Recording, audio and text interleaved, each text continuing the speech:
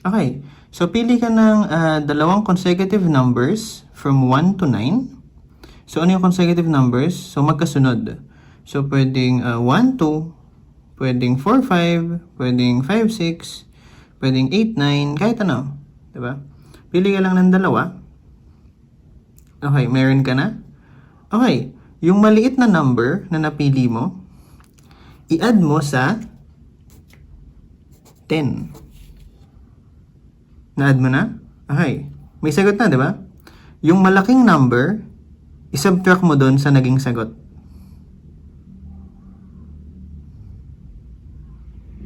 Okay na? Yung malaking number, isasubtract mo doon sa naging sagot, doon sa maliit na number na in-add mo sa 10. Meron ka na? Okay. Ang sagot ba ay 9?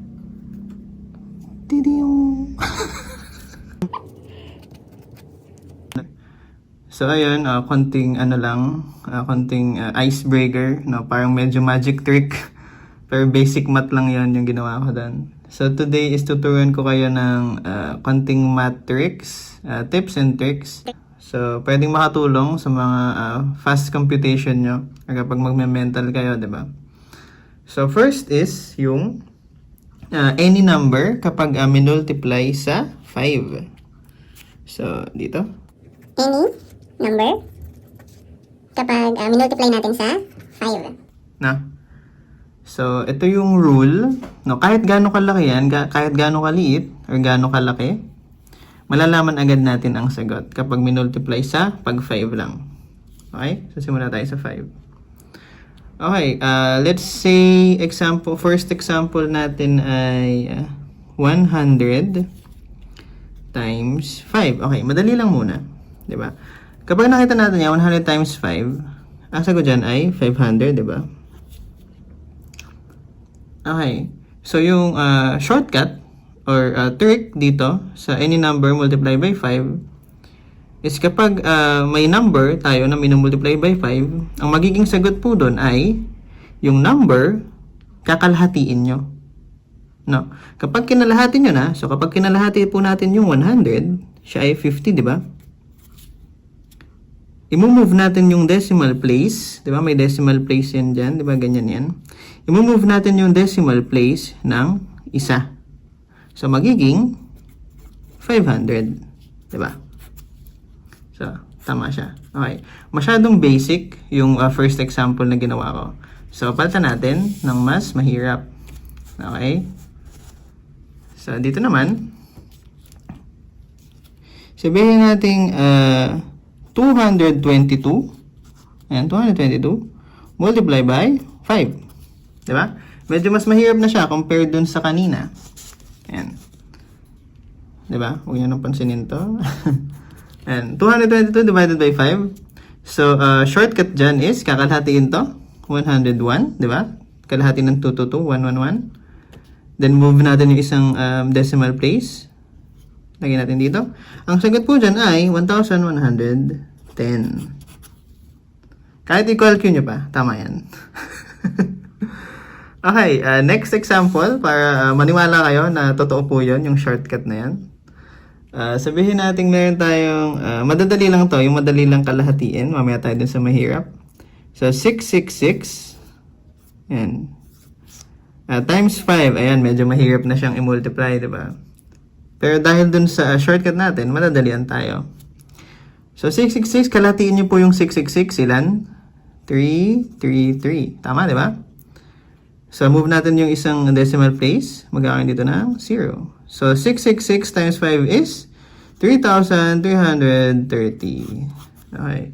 So, kung napapansin nyo, pure 0, di ba? Yung sagot. So, ganun po kasi sa pag nagmumultiply ng number sa 5, no? It's either 0 or 5 lang ang dulo niyan, or ones, or yung nasa place ng ones, no? So, example tayo nung hindi naman 0 yung dulo, pero madali pa din. Okay, ito yung example na 5 naman ang makakalabasan ng sagot. 5 yung dulo ng sagot, no? Sabihin natin 125 times 5. Ayan, ayan. So, medyo madali pa din siya, di ba? Pero gamitin natin yung pang-mental natin, di ba? So, kakalahatiin natin si 125. So, siya ay 62.5. Tama, di ba? So, i-move ng isang beses yung place, o yung decimal place. So, magiging 625. Tama, di ba? 125 times 5. Now, imbis na magganito kayo, di ba? Yan yung long method. 5 times 5, 25. 2 times 5, 10 plus 2, 2. 1 times 5, 5 plus 6, plus 1, 625. So, same. Diba? So, imbis na magganyan kayo, ito na lang. Diba? Shortcut. Okay, so hirapan naman natin. So baka sabihin nyo, madadali lang yung sample ko eh. Diba? Maglagay tayo ng, ito, 999 times 5. Ayan, medyo mahirap kasi medyo malaki. 'Di ba? Pero madali lang yan eh. Parang dalawang shortcut yung pwedeng gamitin nyo dyan. Pero gamitin natin yung pang shortcut ng pang multiply by 5. Okay, so kalahatiin natin si 999. 'Di ba? Siya po ay 499.5. 'Di ba? Kalahati ng 999, 499.5.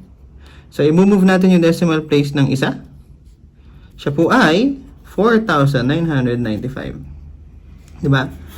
Sobrang bilis. Diba? Kapag ginamitan nyo po ng long method, same din ang sagot pero magtatagal kayo. So 9 times 5, 45. Ayan.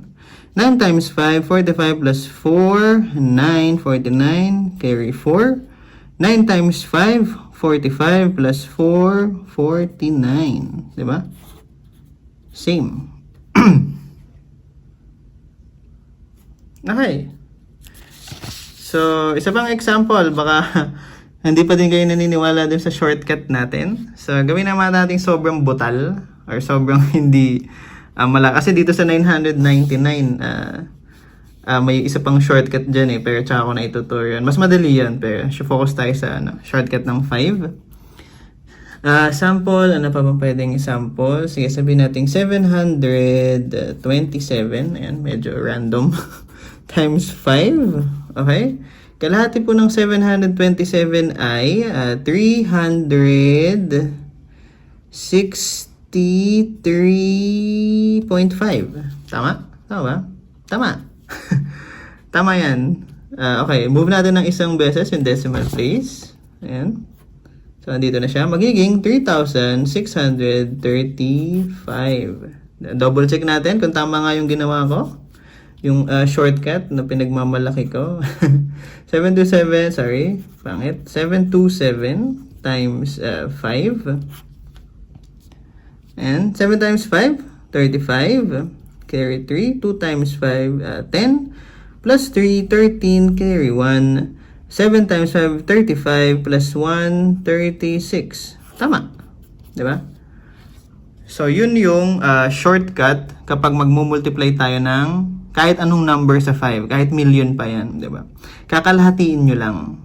Then, move nyo lang ng isang decimal place yung number. Diba?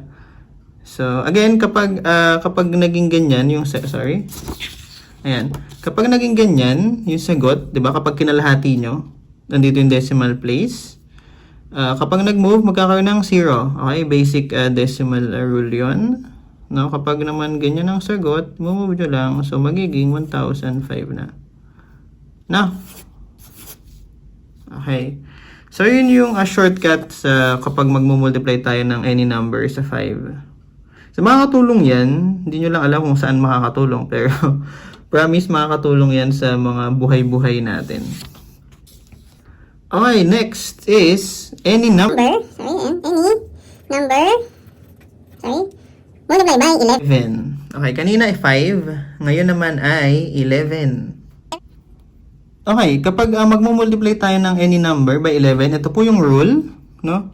Halimbawa, 98.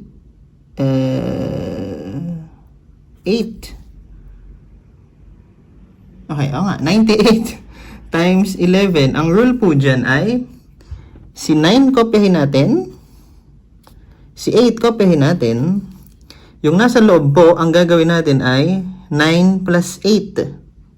Okay, so 9 plus 8 ay 17. Pero since dalawang number na siya or lumagpas na po siya ng 10 or 9, ito pong 1, i-add po natin dito kay 9. So, magiging sagot ay 10, 7, 8. 1078. Okay? Again, copy po yung first number. Then, yung gitna, hindi pa po natin alam. Yung last number or yung ones. Sabihin natin last. Copy lang din. No, tapos, ito po ay first plus last. Okay? So, isang example is, isa pang example, sorry. Ayan. So, sabihin natin 72 times 11. Diba? So, yung shortcut ko kanina is copy si 7, copy si 2, 7 plus 2, 9. So, 792. So, yun na yung shortcut. Yun na yung sagot. Promise. So, double check natin para maniwala kayo. Ayan. 72 times 11. Okay. 2 times 1, 2. 7 times 1 is 7. Ayan. So, 2 times 1, 2. 7 times 1 is 7. 2, 9, 7. Parehas, diba? Okay. So, isa pang example para maniwala kayo sa akin. Okay, sabihin natin 63. Ay, sorry. Hindi niyo pa ako nakita. Okay.